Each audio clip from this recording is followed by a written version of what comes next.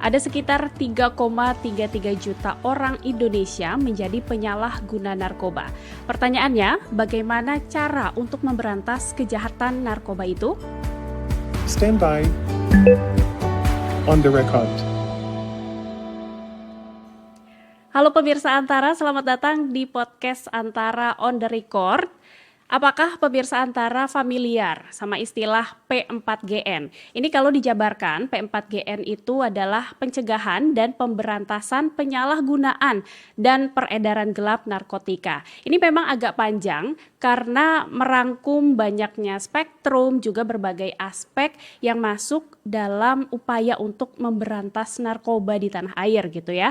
Dan tentu saja banyak yang bisa digali dari upaya P4GN ini. Untuk itu kita akan ngobrol di podcast kali ini dengan Kepala Badan Narkotika Nasional BNN RI, Bapak Martinus Hukom. Bapak Martinus, bagaimana kabarnya Pak? Assalamualaikum warahmatullahi wabarakatuh. Waalaikumsalam. Bagi pemirsa semua, terima kasih telah mengundang saya di sini. Ya, kabar saya baik-baik saja. Kabar baik ya Pak. Ya, mudah-mudahan kita semua baik-baik saja di tahun 2025. Tentunya.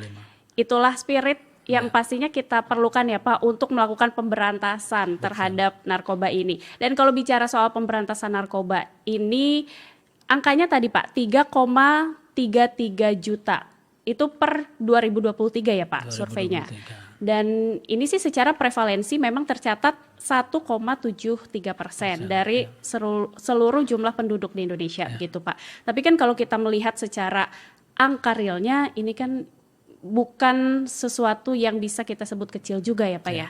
Tapi dari angka ini, dari BNN sendiri melihatnya seperti apa sih Pak? Oke, saya melihat angka ini bukan sekadar angka, tapi saya melihat bahwa angka ini bagi kita adalah satu potensi pasar bisnis haram tersebut, sehingga sebagai Kepala BNN saya beserta jajaran wajib untuk melakukan penekanan terhadap angka ini sehingga turun serendah-rendahnya. Karena apa? Kalau kita tidak menekan, maka pasar ini akan berkembang. Seperti kita ketahui bahwa survei kita mengatakan bahwa mengapa orang pertama kali menggunakan narkoba, itu pertama adalah penasaran. Terutama anak remaja ya, penasaran, dan kemudian mereka ditawari oleh teman usia sebaya, teman sepermainan, teman selingkungan permainan atau bahkan lingkungan pendidikan. Nah ini dengan angka seperti ini, lalu kemudian survei kita sendiri mengatakan bahwa 312.000 remaja kita mengalami atau menyalahgunakan narkoba tersebut. Maka fenomena mengajak teman, fenomena ingin atau penasaran, ingin rasanya seperti apa narkoba itu. Ini fenomena yang harus kita kita negasikan, kita kurangi. Maka dengan menekan potensi 3,33 juta, lalu kemudian khusus untuk remaja 312.000 anak remaja ini, itu kita bisa mengurangi pasar daripada mengecilkan, mempersempit lingkup pasar daripada bisnis haram tersebut. Karena kalau saya mengutip nih ya statement Bapak begitu, Indonesia kan menjadi pasar yang besar untuk bisnis haram narkoba, kemudian juga sekaligus menjadi produsennya begitu ya Pak. Dan kalau kita lihat dari 3,33 juta ini, 312.000 adalah remaja. Kemudian sisanya kalau menurut data BNN kan usia produktif gitu ya Pak. Sementara kita mau menghadapi Indonesia Emas 2045 begitu. Indonesia 100 tahun. Tapi kalau ada kecanduan narkoba seperti ini agaknya sulit juga nih Pak. Ya itulah, terus terang saya sebagai Kepala BNN yang berada langsung di bawah Presiden, saya melihat bahwa Bapak Presiden kita, Bapak Prabowo ini betul-betul mengangkat isu narkoba ini menjadi isu yang sangat krusial, isu yang sangat serius. Kenapa? Dari kacamata beliau, saya yakin dari kacamata beliau sebagai seorang mantan militer, beliau dapat melihat bahwa narkoba ini bisa saja menjadi salah satu sarana untuk melemahkan ketahanan masyarakat, ketahanan negara dengan merusak moral, dengan merusak generasi muda, maka apa yang kita cita-citakan generasi emas atau Indonesia emas tahun 2045 ini menjadi satu kesia-siaan kalau kita tidak mulai dari sekarang untuk menekan. Dan beliau mengetahui itu persis, dan dengan program prioritas beliau ini, kita hari ini sedang bergiat bersama-sama di bawah koordinator Menteri Politik dan Keamanan membuat salah satu dari 7 DES kalau tidak salah, DES anti narkoba ini, dan inilah yang kemudian kita akan kuatkan elaborasinya untuk menutup setiap celah-celah kelemahan-kelemahan negara ini dari intervensi atau penyelundupan narkoba tersebut, termasuk di dalamnya bagaimana menguatkan ketahanan masyarakat kita, menguatkan basis dan benteng moral masyarakat kita, terutama anak-anak remaja yang di dalamnya mereka ini adalah pewaris daripada masa depan kita. Nah itu kira-kira seperti itu. Iya, dan kalau bicara, Bapak tadi sudah menyinggung soal satu kata, penyelundupan narkoba begitu. Ini adalah satu barang haram yang memang kita hindari bersama gitu ya sebagai masyarakat bangsa Indonesia. Nah, tapi belakangan ada juga kita melihat satu keputusan dari presiden begitu ya, bahwa untuk mengembalikan tahanan kasus narkoba yang memang cukup menyita perhatian gitu. Ini sejak 2015 ada Mary Jane dari Filipina begitu. Kemudian ada juga kasus Bali 9 dengan 5 orang yang tersisa mendapatkan penghukuman yang kemudian diekstradisi juga ke Australia gitu Pak. Kalau dari pandangan Bapak sebagai Kepala BNN melihat hal ini seperti apa sih Pak? Apakah ini nggak akan menjadi satu preseden begitu ya dalam nanti kita menegakkan hukum untuk para pelaku penyelundupan narkoba misalnya? Ya, yang pertama saya ingin jelaskan bahwa kebijakan presiden itu adalah kebijakan politik dan strategi. Jadi kami sebagai pembantu-pembantu beliau kita harus mendukung itu yang pertama. Yang kedua, mengekstradisi bukan berarti melepaskan. Artinya ada undang-undang atau ada aturan-aturan yang membingkai itu dalam proses ekstradisi itu sampai kepada bagaimana mereka melaksanakan hukumannya di sana di Australia. Dan yang ketiga, mereka sudah melaksanakan hukuman yang sudah cukup lama di dalam penjara. Itu juga menjadi pertimbangan. Dan yang terakhir adalah bagaimana beliau membangun hubungan harmonis negara-negara sahabat dengan memberikan bukan pengampunan. Kita harus catat itu bukan pengampunan, tapi sekadar mengekstradisi untuk para tahanan ini atau para narapidana ini untuk melaksanakan hukuman di tempat kelahiran atau di negara mereka lahir, ada negara di mana mereka tumbuh dan besar di sana. Saya pikir ini satu kebijakan yang sangat luar biasa yang selama ini belum pernah terjadi dalam kepemimpinan yang lain, dan kita harus menyambut baik ini. Ini bukan merupakan satu kontraproduktif dari penanganan narkoba di Indonesia, bahkan menurut saya adalah bersifat sangat progresif dalam penerapan hukum-hukum kita. Kira-kira seperti itu. Sifatnya progresif begitu Pak. Tapi untuk ke depan, misalnya ada kasus serupa penyelundupan narkoba, dari BNN sendiri akan seperti apa sih sebetulnya fokus atau hal-hal yang akan dikejar nih dari para pelaku kejahatan narkoba ini Pak? Ya, kebijakan tidak akan lalu menghapus strategi kita menangani narkoba. Kebijakan adalah suatu pertimbangan etis, moral, politik. Tapi kembali lagi kepada pertanyaan tadi bahwa ketika kita menghadapi kasus-kasus serupa, ya kita tetap melakukan penangkapan.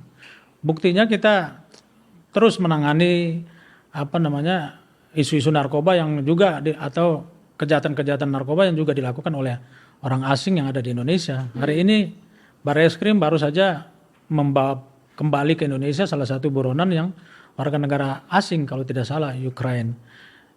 Ini bentuk dari komitmen negara untuk tetap terus menekan mereka.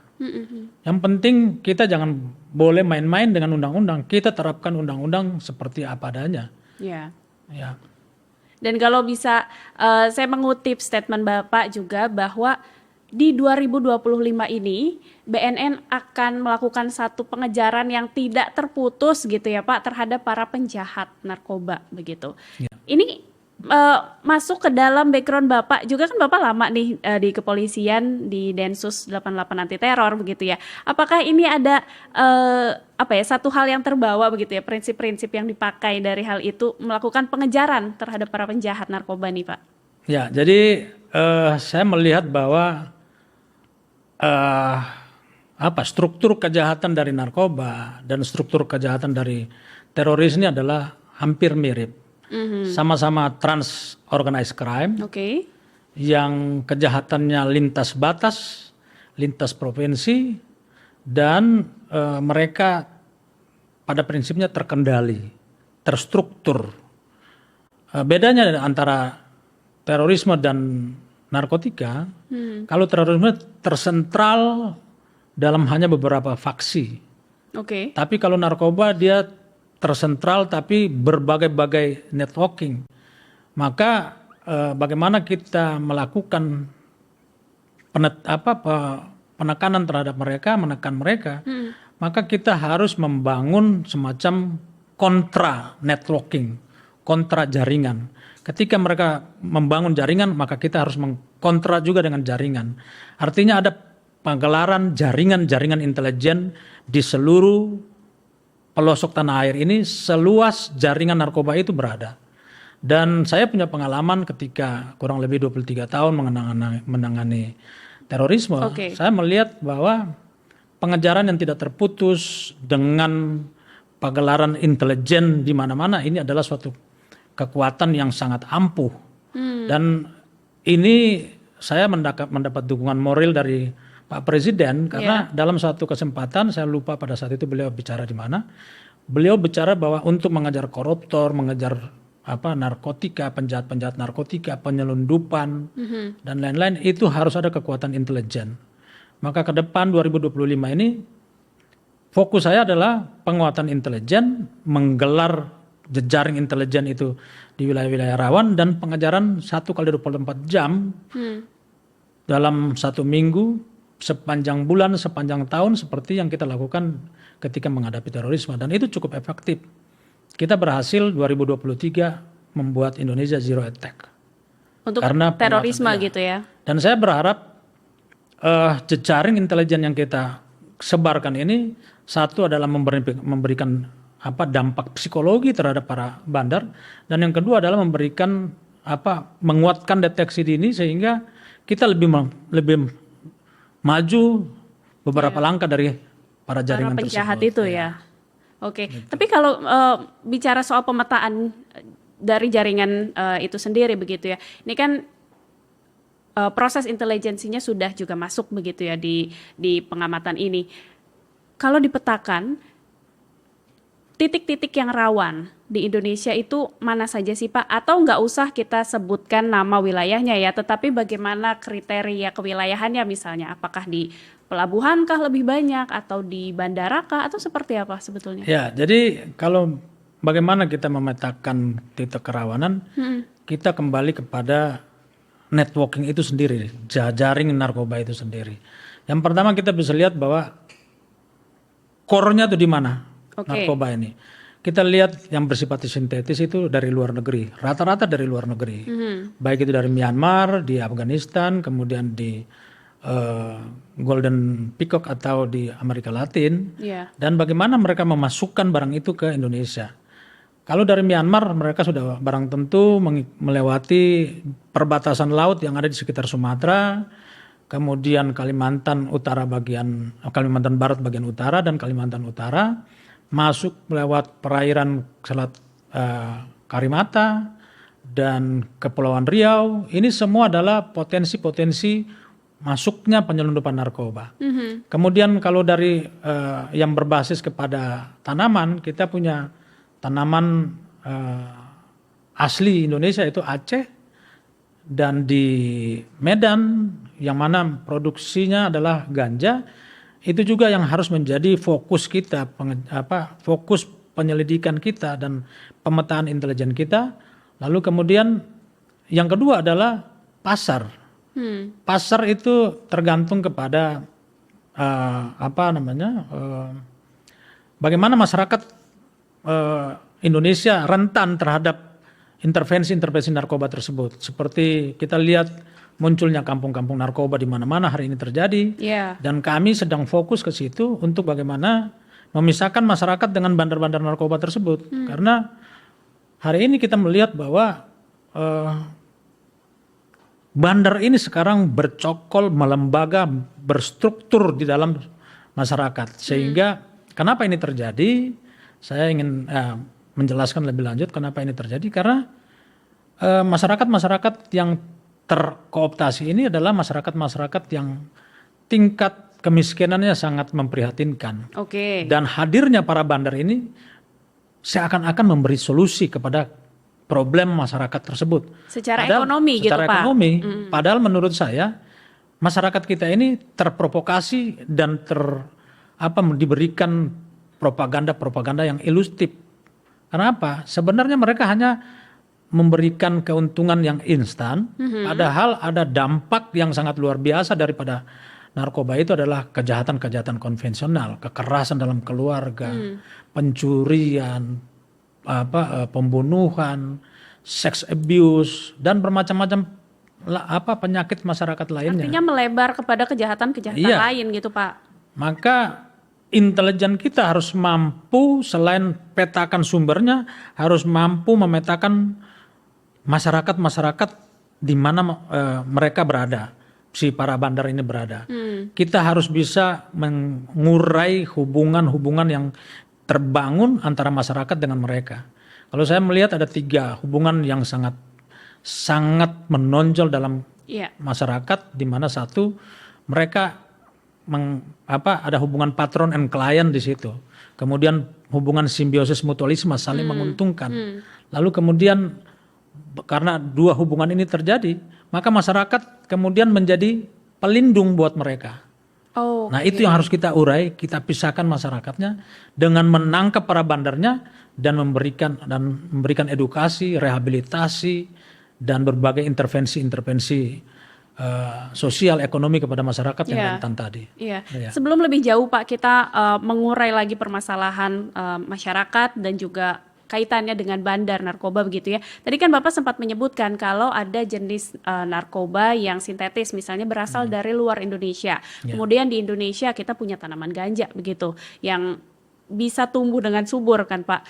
Kemudian belakangan kan muncul juga narkotika jenis baru Pak. Gitu ya. NPS namanya. NPS, New Psychoactive Substances gitu. Dan NPS ini kalau kita sempat merecall gitu ya, Desember 2024 katanya menjelang tahun baru ada penggerebekan satu pabrik Happy Water misalnya.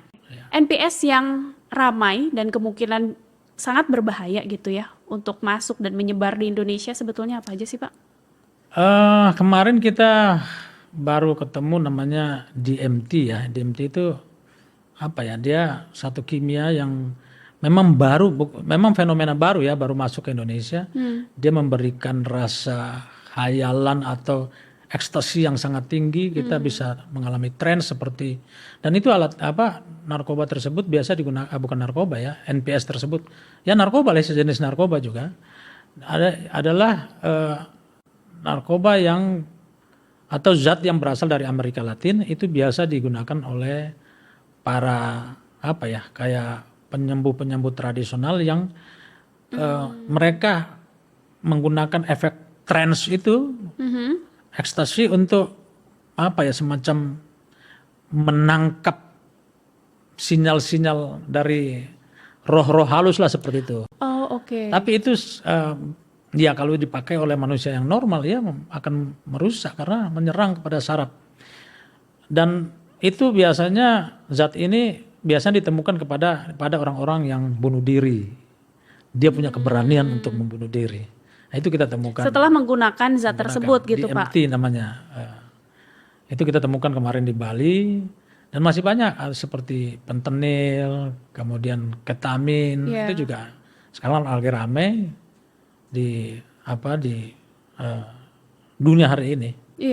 Saya bisa lihat sih bahwa secara membuat penasaran, iya begitu ya. Mungkin ini akan membuat penasaran, tapi mungkin yang tidak banyak didapatkan juga adalah bagaimana efek sampingnya begitu. Ini bisa menyebabkan tadi Bapak bilang bunuh diri, kemudian bisa menyerang saraf dan lain-lain gitu ya. Mungkin harus ada lebih banyak edukasi atau sosialisasi di situ kali ya Pak ya. Ya, jadi menghadapi fenomena orang menggunakan narkoba untuk pertama kali ini, yang pertama, kebetulan fenomena ini banyak di anak-anak remaja, anak-anak sekolah.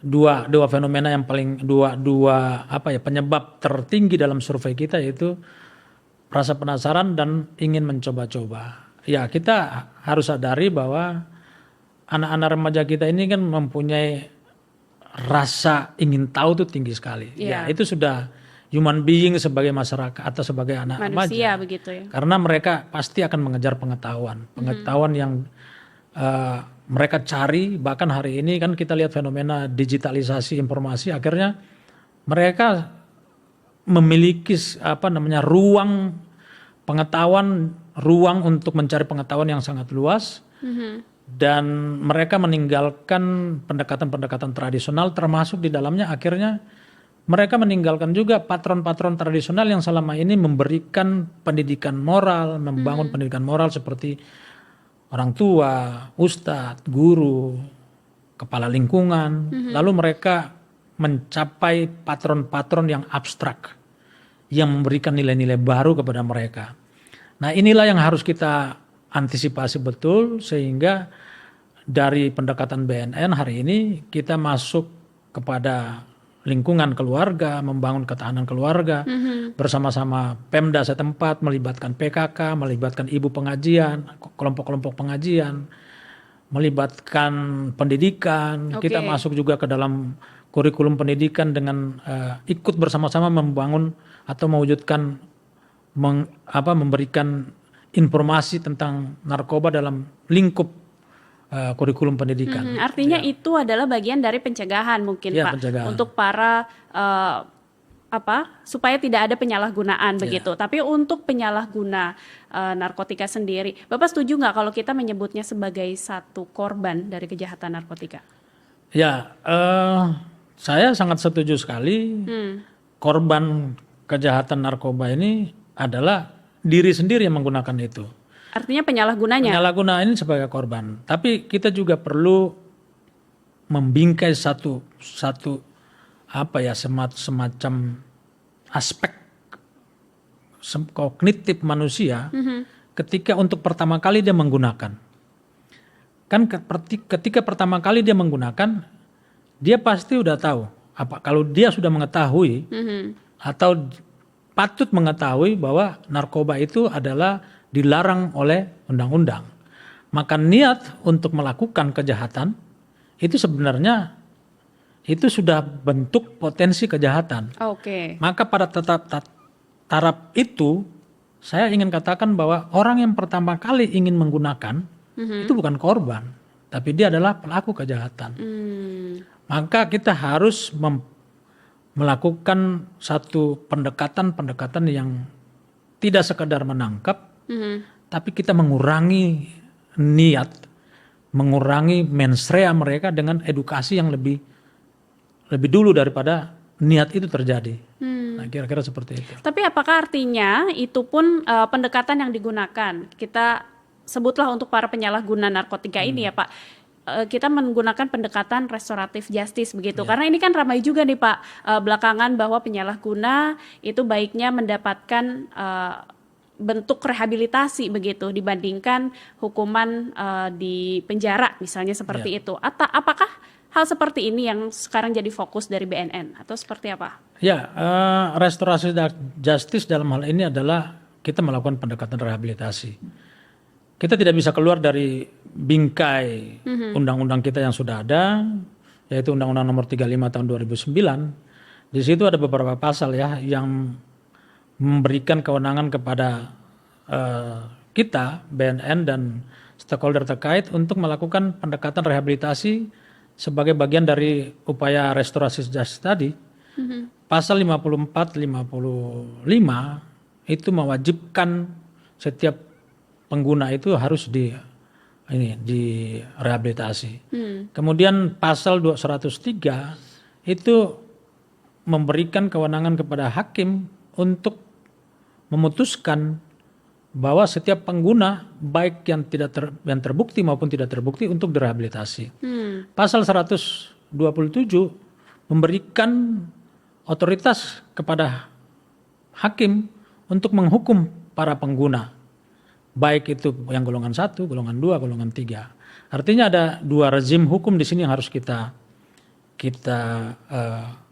aplikasikan. Yang pertama adalah rehabilitasi dan yang kedua adalah penghukuman. Untuk mencari jalan tengah supaya tidak multi interpretasi, maka Mahkamah Agung mengeluarkan SEMA, surat edaran Mahkamah Agung nomor 4 tahun 2010 tentang bagaimana kita mencari jalan tengah antara rezim penghukuman dan rezim rehabilitasi. Maka SEMA ini memberikan limitasi gramisasi daripada pengguna. Ketika dia ditangkap dengan di dalamnya ditemukan gramisasi tertentu, dia akan direhabilitasi atau akan dihukum. Proses ini itu melalui satu proses namanya tim asesmen terpadu.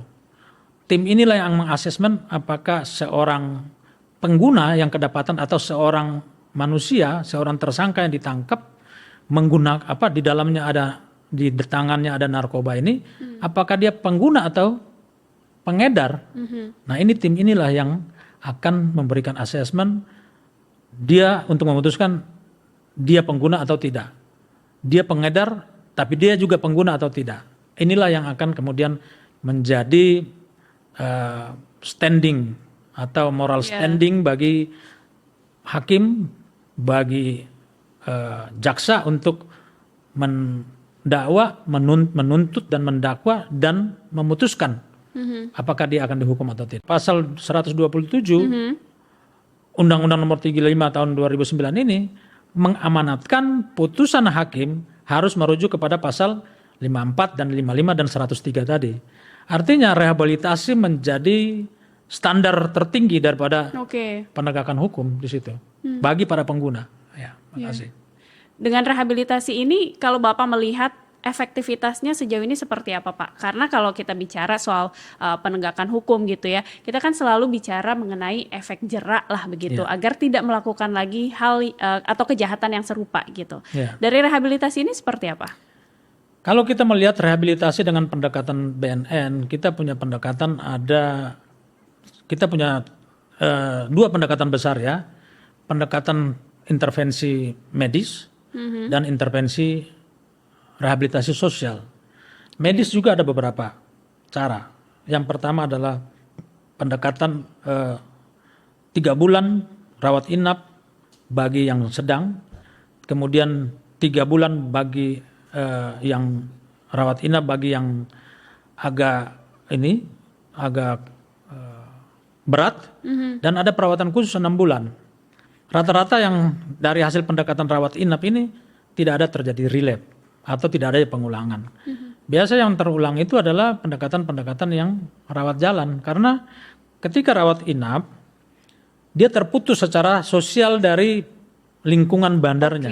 Dia terawasi intervensi setiap hari, ada intervensi medis, ada intervensi moral di situ. Artinya intensif begitu intensif, ya, Pak? Tapi kalau rawat jalan, maka peluang untuk relapse itu tinggi sekali. Karena apa? Dia kembali, dan seharusnya kita, komunitas masyarakat harus terlibat di situ untuk mengawasi dia. Karena ketika tidak mengawasi dia, maka yang datang adalah para bandar, karena pasar harus dijaga terus. Dia harus pasar mereka itu harus dijaga. Uangnya harus terus muter ya, Pak? Harus terus muter. Maka hari ini saya menghimbau kepada keluarga-keluarga yang anaknya atau yang saudaranya terlibat narkoba, lalu kemudian dia mengikuti rawat jalan, mari kita sama-sama mengawasi mereka supaya ada terjadi pemutusan jaringan di situ. Nah itu. Dan itu mungkin pemirsa Antara harus jadi perhatian kita bersama. Dan terima kasih Bapak untuk ngobrol-ngobrolnya. Ini kita menggali banyak hal soal P4GN tadi ya. Ada pencegahan dan juga pemberantasan penyalahgunaan dan peredaran gelap narkotika. Aduh, ini panjang sekali, tapi tentu saja kita mencoba sama-sama bersama masyarakat juga untuk bisa sama-sama memberantas kejahatan narkotika ini. Oke, dan pemirsa Antara, itulah ngobrol-ngobrol dengan Kepala BNN mengenai bagaimana pemberantasan narkotika. Jangan lupa untuk menyimak podcast Antara di YouTube Antara TV Indonesia dan antaranews.com, juga untuk mendengarkan audionya di Noise dan Spotify Podcast Antara. Pemirsa, kita akan ketemu lagi di episode podcast Antara berikutnya. Sampai jumpa.